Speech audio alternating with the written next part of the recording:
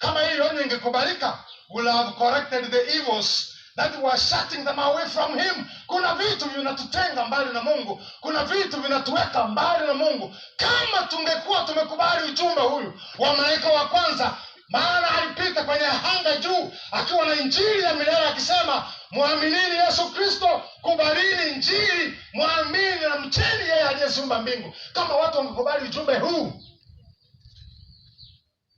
tusingekuwa na malumbano ndani ya kanisa. Maana tumepoteza muda ndani ya kanisa. Tumepoteza muda ndani ya kanisa tukifanya mambo ambayo hatukutumwa. Watu wakifa huko nje na kupotea. Vijana wamezama kwenye madawa kulevya. Watu wamezama katika anasa. Watu siku hizi hawalali. Ukienda katika mji hata Kenya hapa, ukienda usiku kwenye clubs, watu wanalewa usiku wote. Watu wanacheza kamari usiku wote. Watu wanazurura usiku. Wewe umelala, unafikiri kila mtu amelala. Ulimwengu haulali sasa hivi. Mungu ametupa ujumbe na malaika wa kwanza ametoa onyo kwa kanisa. Watu achaneni na dunia, separate na dunia. Kama ujumbe huu ungekubalika, kuna mambo mengi tungekuwa hatuyaoni. Sasa anasema hivi, the church will again have reached that blessed state of unity.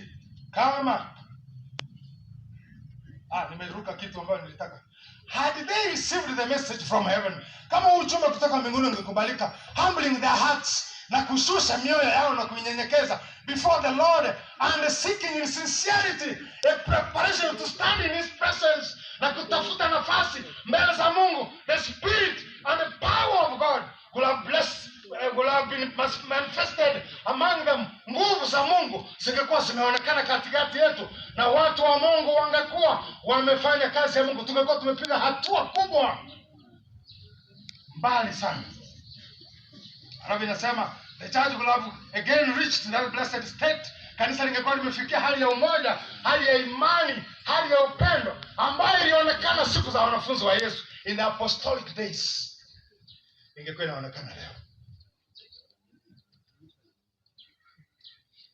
Ni ombi langu kwamba